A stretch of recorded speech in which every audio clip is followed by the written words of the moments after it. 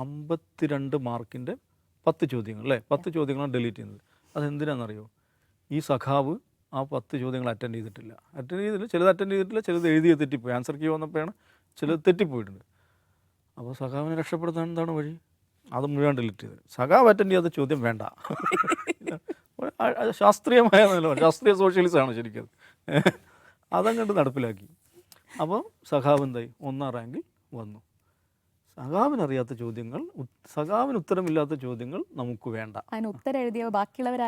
ബാക്കിയുള്ളവരെന്തായി? ബാക്കിയുള്ളവർ ഏറ്റവും പിറകിൽ റാങ്കിലേക്ക് പോയി. അതാണ് ഏതോ ഒരു ഈ പരീക്ഷയിൽ പങ്കാളിയായ ഒരാൾ, അങ്ങനെ ഈ ആൻസർ കീ ലഭ്യമാണ്. ഓരോ ആൾക്കും അവർക്ക് ലഭിച്ച മാർക്കൊക്കെ സെൽഫായിട്ട് കാൽക്കുലേറ്റ് ചെയ്യാൻ പറ്റും. അപ്പോൾ അതിനാണ്ട് ജീവിതം ഒഴിഞ്ഞു വെച്ച ആളുകളുണ്ട്. ഈ PSCക്ക് വേണ്ടി പഠിക്കുന്ന ആളുകളുണ്ടല്ലോ, അത് ഞാനിത് നേരിട്ട് കണ്ട ആളാണ് കേട്ടോ. അതുകൊണ്ടാണ് പറയുന്നത്. PSC റാങ്ക് ലിസ്റ്റുള്ള ഒരാളുടെ ഭർത്താവാണ് ഞാൻ. അപ്പോൾ ഇവരുടെ ഇതുണ്ടല്ലോ, ഇവരുടെ കമ്മ്യൂണിറ്റി ഒക്കെ ഉണ്ട് കേട്ടോ. പിന്നെ ടെലഗ്രാം ഉണ്ട്, വാട്സപ്പ് ഗ്രൂപ്പ് ഉണ്ട്. ഇത് മുമ്പ് ഈ കാസർകോട്ടുകാരെയും എൻ്റെ ബന്ധുക്കളും സുഹൃത്തുക്കളായുള്ള കുറേ അധികം ആളുകൾ കാസർഗോഡ് ജോലി ചെയ്യുന്നുണ്ട്, സർക്കാർ സർവീസിൽ ജോലി ചെയ്യുന്നുണ്ട്. കാരണം വെച്ചാൽ അവിടെ പോയി എക്സാം എഴുതും, അവിടെ പോയി എഴുതിയാൽ കിട്ടും. അതെന്താ കാര്യം അറിയോ? അവിടെ ആളുകൾ, എനിക്ക് നേരിട്ട് അനുഭവമുണ്ട്. അവിടുത്തെ ആളുകൾ ഇപ്പം മാറിയിട്ടുണ്ടാകാം. ഞാൻ കുറേ കാസർഗോഡ് താമസിക്കുന്ന കാലത്ത് കാര്യം പറയുകയാണ്. അവർ PSC എഴുതൂല. എന്താന്നോ? അതെ, ഇവിടെ പഠിച്ച് കഴിഞ്ഞിട്ട് പണി കിട്ടാൻ പിന്നെയും പരീക്ഷ എഴുതിയേ എന്നവർ. അതൊരു ജെന്യൂൻ ക്വസ്റ്റ്യൻ ആണല്ലോ. നമ്മൾ 10ാം ക്ലാസ് കഴിയുന്നു, 12ാം ക്ലാസ് കഴിയുന്നു, ഓക്കെ, അത് കഴിഞ്ഞിട്ട് പാസ്പോർട്ട് ഒന്നും വേറെ ജോലിക്കൊന്നും പോകാത്ത ആളും പഠിക്കുന്നു, ഓക്കെ, ഡിഗ്രി പഠിക്കുന്നു, 3 വർഷം ഡിഗ്രി പഠിച്ചിട്ട് പണി കിട്ടാൻ പിന്നെയും പരീക്ഷ. അതൊരു സംതിങ് എംബറാസിങ് ആയിട്ടാണ് അവർക്ക് വിശ്വസിക്കാൻ പറ്റുന്നില്ല. അപ്പോൾ അത് എന്നോട് ചോദിച്ചിട്ടുണ്ട്, പണി കിട്ടാൻ പരീക്ഷ എഴുതി, പഠിച്ചു കഴിഞ്ഞിട്ട് പിന്നെയും പരീക്ഷ എഴുതി. അപ്പോൾ ഇതെന്താണ്, എല്ലാ കാസർഗോട്ടുകാരും അങ്ങനെയാണെന്ന് ഞാൻ പറയുന്നത്. അങ്ങനെ ഒരു സംഗതി അവിടെ ഉണ്ട്. പക്ഷേ ദിവ്യ ഒരു കാര്യം മനസ്സിലാക്കിക്കോ, ഇപ്പോൾ പഠിച്ചു കഴിഞ്ഞ് കോഴ്സ് കഴിഞ്ഞ് എന്താണ് ഈ PSC കോച്ചിങ്ങിന് പോകും ആളുകൾ. PSC കോച്ചിങ് സെൻറ്റേഴ്സ് ഉണ്ട്. എന്നിട്ട് പരീക്ഷ എഴുതും, എൻ്റെ റാങ്ക് ലിസ്റ്റ് വരും. ഇപ്പോൾ പുതിയൊരു കടമ്പ കൂടെ ഉണ്ട്. എന്താ അറിയോ? തിരുവനന്തപുരത്ത് പോയിട്ട് ധർണ ഇരിക്കുക സെക്രട്ടേറിയറ്റിൽ. ഇപ്പോൾ നമ്മൾ ഈ സംസാരിക്കുന്ന സമയത്ത് 2 സമരം അവിടെ ആരംഭിച്ചു കഴിഞ്ഞു. LPST റാങ്ക് ലിസ്റ്റുള്ള അവരിൽ ഒരാൾ നിരാഹാരമാണ് തുടങ്ങിയിരിക്കുന്നത്. ഇനി ഇന്നലെ മണിയെന്ന് മറ്റാണ് നിരാഹാരം തുടങ്ങിയിട്ടുണ്ട്. UPST റാങ്ക് ഹോൾഡേഴ്സ് അവർ സമരം തുടങ്ങിയിട്ടുണ്ട്. അവർ ഡിഗ്രി കഴിഞ്ഞവരുണ്ട്, PG കഴിഞ്ഞവരുണ്ട്, കേട്ടറ്റ് ഉണ്ട്. കേട്ടറ്റ് എന്തൊക്കെയോ ഗ്രേഡുകളുണ്ട്, 1, 2, 3 എന്നൊക്കെ പറഞ്ഞിട്ട്. എന്നിട്ട് PSC കോച്ചിങ് നിന്ന് PSC പരീക്ഷ ചെയ്യുന്നു, റാങ്ക് ലിസ്റ്റ് വരുന്നു. പ്രധാനപ്പെട്ട അടുത്ത ഘട്ടത്തിലേക്കാണ് അവരിപ്പോൾ പ്രവേശിച്ചിരിക്കുന്നത്. എന്താണ്? സമരം ചെയ്യുക. ഇങ്ങനത്തെ ഒരു പരിപാടിയാണിത്. അപ്പോൾ ഈ മനുഷ്യർ എന്താണ് വേഴാമ്പലിനെ പോലെ ഇതിൻ്റെ കാത്തു നിൽക്കുന്ന ആളുകളാണ്. അവർക്ക് ഇതിൻ്റെ എല്ലാ സൂക്ഷ്മ കാര്യങ്ങൾ, അപ്പോൾ ഒരു എക്സാം വന്നു, അതിൻ്റെ റാങ്ക് ലിസ്റ്റ്, അതിൻ്റെ എന്താണ് ആൻസർ കീ, ഇങ്ങനെയൊക്കെയുള്ള കുറേ സംഗതികളിലൂടെ പോയി അവർക്കൊരു ധാരണ ഉണ്ടാവും, എനിക്ക് എത്ര മാർക്ക് ഉണ്ടാവും, ഞാൻ എത്ര റാങ്ക് ലിസ്റ്റിൽ ഞാൻ എവിടെ വരും എന്നതിനെക്കുറിച്ചൊക്കെ ഏതാണ്ടൊരു ധാരണ അവർക്കുണ്ടാവും. അപ്പോൾ ഇങ്ങനെ ശ്രദ്ധിക്കുന്ന ഏതോ ഒരു കക്ഷി പരാതി കൊടുത്താണ് ഈ പ്ലാനിംഗ് കമ്മീഷനെ ബന്ധപ്പെട്ട്. 5ാം റാങ്കുകാരനാണ് ജയലാൽ എന്ന് പറയുന്ന ആൾ. പരാതി അന്വേഷണമാണ് ഈ ഭൂലോക ഉടായ്പ മനസ്സിലാവുന്നത്. അപ്പോൾ SIT ഫങ്ഷൻ ചെയ്യാൻ തുടങ്ങിയപ്പോൾ പരാതികളുടെ പ്രളയമാണ്. 90 പരാതികൾ. ഈ 90 പരാതികൾ 90 പരീക്ഷകളുമായി ബന്ധപ്പെട്ട് ആയിക്കൊള്ളണമെന്നില്ല കേട്ടോ. ഒരു പരീക്ഷയെക്കുറിച്ച് തന്നെ മൾട്ടിപ്പിൾ കംപ്ലയിൻറ്റ്സ് ആകാം. Anyway there are 90 complaints before the team SIT. What does that mean?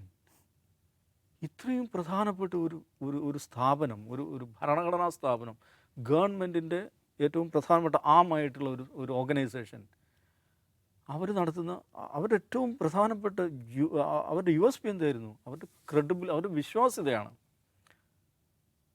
ആ വിശ്വാസ്യതയാണ് തകർന്ന് തരിപ്പണായിരിക്കുന്നത്.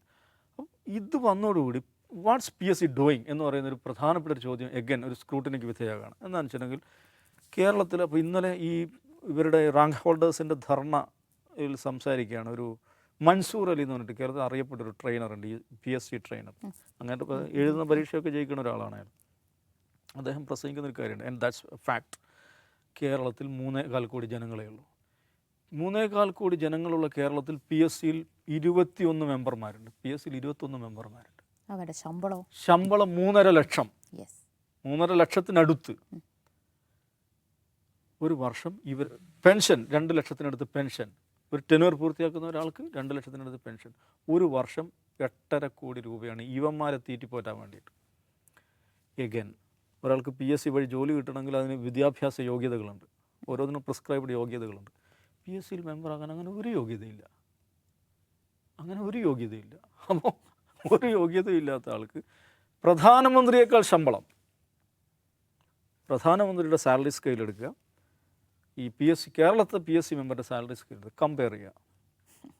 പ്രധാനമന്ത്രിയേക്കാൾ ശമ്പളം പറ്റുന്ന ശമ്പള സ്കെയിലിൽ പ്രധാനമന്ത്രിയുടെ മുമ്പിൽ നിൽക്കുന്ന ആളാണ്. ഒരു ടോട്ടൽ പേർക്ക്, മന്ത്ലി പേർക്ക് എടുത്ത് നോക്കിക്കഴിഞ്ഞിട്ടുണ്ടെങ്കിൽ കേരളത്തിലെ PSC മെമ്പറാണ്. വേറസ് ഇൻ ഉത്തർപ്രദേശ് എവിടെയാണ് 25 കോടിയല്ലേ അവിടുത്തെ ജനസംഖ്യ, അവിടെ 8 മെമ്പർമാരാണ്.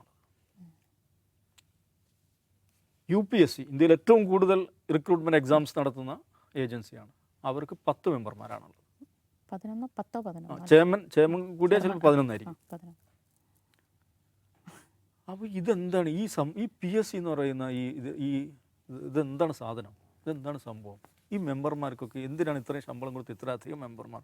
ഇവരെന്താണ് ചെയ്തുകൊണ്ടിരിക്കുന്നത്? ഈ മെമ്പർമാർ എന്നിട്ടൊരു എക്സാം നടത്തിയാൽ അതിൽ 10 ക്വസ്റ്റ്യൻ ഡിലീഷൻ എന്ന് പറഞ്ഞാൽ 100 മാർക്കിൻ്റെ ചോദ്യം പോലും മര്യാദയ്ക്ക് ഇടാൻ പറ്റാത്ത, കൃത്യമായി 100 മാർക്കിൻ്റെ ചോദ്യം പോലും ഇടാൻ പറ്റാത്ത ഒരു ഏജൻസിയായി ഈ ഏജൻസി മാറിയിരിക്കുന്നു. ഇപ്പോൾ ഉണ്ടായൊരു വേറൊരു ഡെവലപ്മെൻറ്റ് എന്താണെന്ന് ചോദിച്ചിട്ടുണ്ടെങ്കിൽ, ഈ ഡൽഹിയിലെ പ്രൊട്ടസ്റ്റ് നടന്നല്ലോ, ഏത് നീറ്റ് എക്സാമുമായി ബന്ധപ്പെട്ടാണ്. അപ്പോൾ അതിൽ കുറേ സെലിബ്രിറ്റീസ് അതിൻ്റെ ഭാഗമായി.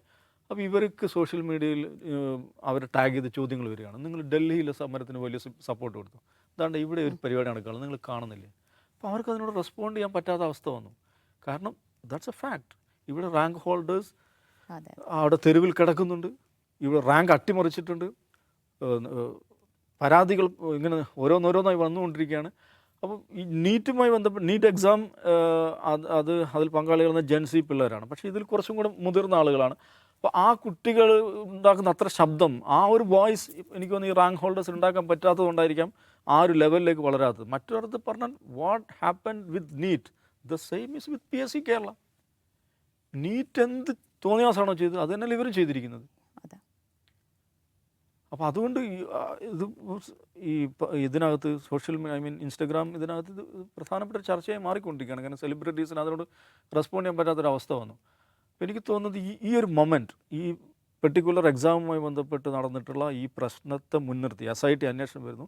കേരളത്തിലെ PSCയെ കുറിച്ചിട്ടുള്ള ഫണ്ടമെൻ്റൽ ക്വസ്റ്റ്യൻസ് അത് മുന്നോട്ട് വെക്കാനും അത് കറക്റ്റ് ചെയ്യാനുള്ളൊരു സന്ദർഭമായിട്ട് ഇതിനെ എടുക്കണം എന്നാണ് എനിക്ക് തോന്നുന്നത്.